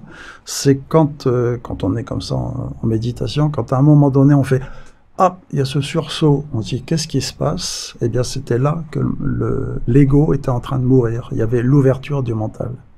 Et donc, quand il y a cette ouverture du mental, on a l'impression évidemment de disparaître. Voilà. Et c'est une sorte de lâcher prise totale. C'est plus qu'un lâcher prise, hein, c'est vraiment l'ouverture de notre conscience, l'ouverture de notre conscience à incarner notre mental. Le mental, donc, qui est lié à l'ego, comme il y a cette ouverture, on passe au-dessus, l'ego disparaît. Et donc, comme on est toujours rattaché à cet ego, on a l'impression de mourir. Et donc, on a cette réaction, et donc cette réaction nous ramène dans le corps. Et on a raté notre saut quantique pour aller voir ce qui se passe au-delà. Ouais, c'est voilà. fou. C'est fou. La puissance. Et c'est vrai, justement dire aussi que même s'il y a ce recentrage, etc., cette décroissance qui est peut-être personnelle pour un ancrage personnel, il n'empêche que ça permet, in fine, d'avoir une meilleure connexion avec les autres aussi. Justement, du fait de cette absence d'ego, etc. Oui, bien sûr, parce que là aussi, on dit toujours que finalement, on est tous reliés. Et là aussi, quand on voit les retombées de la physique quantique, on voit bien qu'effectivement, il existe un champ subtil, on peut appeler ça maintenant le champ de conscience, où là, il n'y a pas de notion d'espace et de temps. Il y a une notion d'espace et de temps très très relative. On pourra en parler, moi ce que je pense, mais bon, ce serait un autre débat. Mais donc à ce niveau-là, c'est là qu'on prend conscience que tout est relié. Voilà. Et donc on est tous reliés. Et donc les bienfaits de se recentrer, justement, nous fait prendre conscience de ça. On sent que finalement on est reliés tous dans le monde humain, mais aussi dans le monde de la nature. Ouais. Oui, dans le vivant, monde vraiment de toute la création, finalement. Voilà. On pourrait peut-être envoyer nos politiques faire un petit Vipassana. Alors, non, moi je propose. Oui, non absolument. ça serait formidable de se reconnecter, bien sûr. Ça leur ferait du bien. On lance un appel.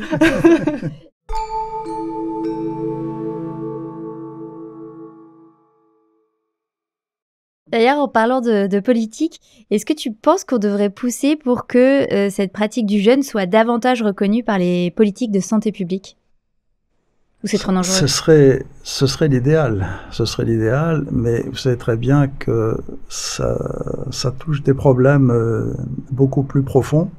Ne serait-ce que déjà la naturopathie. Est-ce que cette naturopathie est bien acceptée dans le monde médical? Vous savez très, très bien que ça gêne.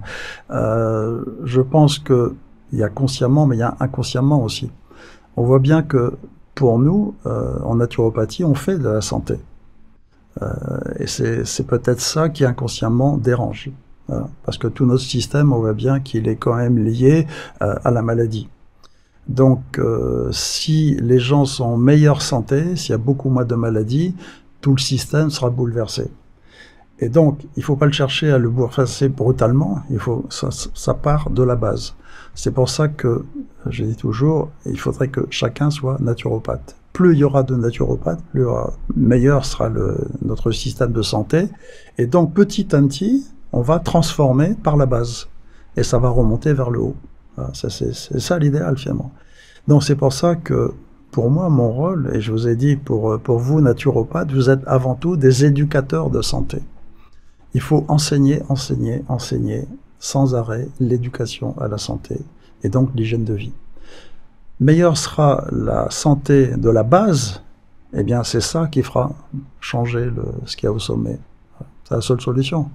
Sinon, ce sera toujours par des bouleversements, des conflits, etc. Non, il faut faire ça en douceur, et partir de la base. Évidemment, c'est long, c'est très long, on a envie de changer brutalement, mais on voit bien qu'à chaque fois, ça crée des problèmes, de toute façon. De toute façon, on va être forcé, mais malheureusement, quand on aura on se sera pris le mur finalement, parce que on n'aura plus d'aliments qui seront bons, plein d'oligo-éléments, de minéraux, de vitamines, donc on fera notre potager, parce qu'on n'aura plus d'eau, donc il faudra faire attention à toute l'écologie de notre maison, etc. Enfin, ça va se faire en cascade de façon obligatoire à un moment donné, on va devoir retourner aux sources. Ah oui, on voit bien, mais bon, est-ce que ceux qui nous dirigent ont cette sagesse? Moi je constate que non. Parce que il faudrait que ça commence par l'écologie planétaire. Respecter déjà la nature. Donc déjà l'atmosphère, ce qu'on respire. Et puis après, il y a le problème de l'eau. Mais après, il y a le problème aussi des plantes, des forêts, etc. Donc tant qu'il n'y aura pas d'écologie planétaire, ce sera très difficile après d'avoir une meilleure santé au niveau des individus. Mais je pense que le problème, c'est que ceux qui ont la sagesse n'ont pas accès au pouvoir. Ils n'ont pas envie d'avoir... Je pense qu'ils ont envie, mais ils n'ont pas la possibilité. Parce qu'on voit bien que pour arriver au pouvoir, il faut une force financière, et puis, des tas de relations qui ne sont pas très, très honorables non plus. Donc c'est pour ça qu'on n'a jamais de sages au pouvoir, quelle que soit d'ailleurs la société où on est. Donc je vous dis, pour moi, le travail doit se faire par la base. Absolument. Et un peu pour conclure d'une certaine façon notre échange, si tu avais des conseils à donner à une personne qui venait te voir et qui te disait j'aimerais introduire le jeûne dans mon quotidien, peut-être des choses, quels conseils tu pourrais donner? La première question je lui demanderais, c'est pourquoi? Pourquoi tu veux donc prendre le jeûne dans ton quotidien? Voilà. Faut voir la raison. Est-ce que c'est pour perdre du poids ou autre? Voilà. Donc, c'est là qu'il faut comprendre sa motivation. Et à partir de là, on va adapter ce jeûne à son mode de vie. Et c'est là qu'il va falloir voir comment cette personne vit, comment elle s'alimente. Déjà, je pense que la première chose, c'est de corriger toutes ces erreurs d'hygiène de vie. Voilà. Et à partir de là, oui, on va pouvoir favoriser après des phases vraiment de période d'élimination beaucoup plus intenses. Mais je reviens à ça, hein, je suis un hygiéniste convaincu, c'est d'abord l'hygiène de vie à mettre en place. Hein. Donc corriger ces grosses erreurs et après, oui, bien évidemment, utiliser le jeûne. Sachant qu'il y a beaucoup de gens qui disent, et on le voit en consultation, etc. « Ah non, mais moi, je m'alimente très bien, etc. » Puis quand on commence à creuser, oui. Est-ce que vous consommez des boissons sucrées? Est-ce que vous, quel type de céréales vous consommez? Est-ce que c'est raffiné ou est-ce que c'est complet, etc. Mais ils ont tout faux. Et en fait, les gens pensent bien manger, mais ils ne mangent pas bien. C'est ça le problème, en fait. C'est pour ça que quand tu dis il faudrait que tout le monde soit naturopathe, je suis tout à fait d'accord avec toi. Mais le problème, c'est que les gens ne se rendent même pas compte. Ils pensent faire bien. Oui, non, voilà. C'est là qu'il faut de l'éducation, enfin de l'éducation à l'hygiène de vie dès le plus jeune âge. Voilà. C'est ce qu'il faudrait. Et c'est ce qui est dommage, c'est qu'on n'apprend pas à ce que vraiment est l'hygiène de vie, comment s'alimenter. Et c'est là aussi, on voit bien qu'il y a des grandes règles dans l'alimentation de base, mais après, il faut individualiser ça. Chaque individu, tenir compte, évidemment, de son quotidien, de son rythme de vie, de sa profession, de son milieu familial, etc. Il y a tous ces paramètres à prendre en compte. Ouais. Et qui sont très importants, oui. Bien sûr. Alors, pour finir, si tu devais résumer en une phrase ce que le jeûne t'a appris, ce serait... Alors, en une phrase, ça va être difficile parce que ça m'a appris beaucoup, mais c'est surtout, en premier, c'est les ressources incroyables de ce corps physique. Voir qu'on est capable, et moi j'ai expérimenté très très souvent, on est capable de faire des grandes randonnées en montagne sans prendre de casse-croûte, sans rien. Même à la limite, sans eau, on peut très bien randonner toute une journée en montagne sans rien. Voilà. Quand on voit déjà qu'on est capable de faire ça, on se dit, mais notre corps, il a des ressources incroyables. Et après, ça m'a appris surtout sur le fonctionnement de nos différents corps et comment s'écoule cette force vitale dans nos différents corps. Voilà. Cette prise de conscience qui a été extraordinaire. Voilà. Et c'est là après que finalement, ça nous permet de travailler sur nos peurs. Ça, c'est important aussi. C'est ne pas avoir peur. Et la difficulté pour entrer en jeûne, c'est ça. Très souvent, les gens ont peur. Donc, il faut arriver à passer ce cap. Et moi, je dis toujours aux gens qui veulent commencer à jeûner, c'est finalement par expérience, en parler le moins possible dans son environnement et surtout à sa famille. Parce que, et surtout à mon époque, à chaque fois, je disais, bah non, là, je vais partir en jeûne une semaine. Quoi? Qu'est-ce que tu vas faire en jeûne? Tu vas t'affaiblir, tu vas tomber malade, etc. Oui, non, c'est comme ça. Donc, éviter d'en parler autour de soi. C'est dommage. On ne se fait pas parasiter par les peurs des autres non plus. Il y a une chose aussi qu'on me demande souvent, mais pour jeûner, est-ce qu'il faut aller dans un centre de jeûne et randonnée, etc. Tout dépend de la personne aussi. Moi, je suis jamais allé dans un centre. J'ai toujours jeûné seul. Bon, mais c'est ma force. C'est important, c'est d'être dans un environnement qui vous rassure. Donc, c'est déjà ne pas avoir peur, prendre la décision. Donc ça, c'est déjà formidable. Arriver à prendre la décision, quand on voit... Maintenant, le contexte est beaucoup plus favorable. Mais autrefois, ça l'était moins. Donc déjà, avoir cette volonté, se dire, non, voilà, je prends la décision, c'est extraordinaire. Et après, donc, eh bien, si on sent qu'on n'est pas capable, on a besoin d'un milieu rassurant, oui, il faut aller dans un centre de jeûne et randonnée, c'est l'idéal. Mais du coup, tu arrives à jeûner dans ton milieu naturel avec ton frigo qui est là et alors, après, voilà, on pourrait parler de quel type de jeûne. Je dirais qu'il y a justement ces centres de jeûne et randonnée. Après, il y en a d'autres. Hein. Il y a jeûne et yoga, etc. Il y a jeûne et méditation, etc. Par exemple, quand je suis allé à la Vipassana la première fois, moi j'y suis allé, c'était pour jeûner. Parce que je ne savais pas ce que c'était, ce centre. J'avais eu des vagues d'informations. Je me dis, c'est formidable, 10 jours, je vais être tranquille dans ma bulle, je vais jeûner. J'ai pas tenu longtemps, hein, 4 jours. Parce qu'évidemment, il y a un gros travail. Déjà, jeûner, c'est éprouvant. Mais en plus, là, méditer, on fait un tel travail sur le plan mental, c'est très difficile à tenir. Voilà. Donc, il y a ça. Mais maintenant, quand on a l'habitude de jeûner, moi je dis, il y a aussi le jeûne comme d'habitude. C'est-à-dire, finalement, vous travaillez. Moi, à chaque fois que je travaille une journée, je jeûne. Mais on peut très bien, si on n'a pas un travail physique trop intense, hein, on peut très bien jeûner plusieurs jours en continuant de travailler. Si vous avez un travail, je sais pas, sur ordinateur ou tout, vous pouvez travailler comme ça. Il y a quand même une baisse de l'attention. Moi, je me suis rendu compte quand on allait faire. C'est peut-être parce que je suis trop encrassée, je sais pas, mais oui, alors, pas assez entraînée. Effectivement, il faut faire attention. On a moins de vigilance. Bon, au bout de plusieurs jours, bien évidemment. Hein, c'est pas au bout de 3 jours. 3 jours, il n'y a pas de problème. Mais pour un jeûne plus long, il y a moins de vigilance. Voilà, on est un peu plus lent. Voilà. C'est ça, il faut faire attention. Mais après, quand on a l'habitude, moi j'ai vu que pendant longtemps, quand je jeûnais, je m'occupais de mes enfants. Il y a toute une période où j'étais seul avec eux. Je préparais les repas, j'allais faire les courses et tout, ça me dérangeait pas. Quand on est parfaitement installé dans son jeûne, il n'y a aucun problème. Une force mentale. Moi j'ai plusieurs personnes qui m'ont dit effectivement, moi aussi je suis capable de faire ça. Alors je suis totalement incapable. Oui, mais il faut être habitué, c'est... Ouais. Alors, ce qui est difficile pour la majorité des gens, c'est de jeûner chez soi. Bah oui. Parce que il faut comprendre aussi, c'est que quand on jeûne, on libère énormément de temps. On n'a pas de course à faire, on n'a pas de repas à préparer. Ça, c'est vrai. Et comme on est rythmé par les repas, au moment des repas, on a l'impression d'avoir une espèce de, je sais pas, d'angoisse. Qu'est-ce que je vais faire? On a énormément de temps libre. Voilà. Et donc, comme on casse ce rythme, c'est pas évident à adapter, à changer.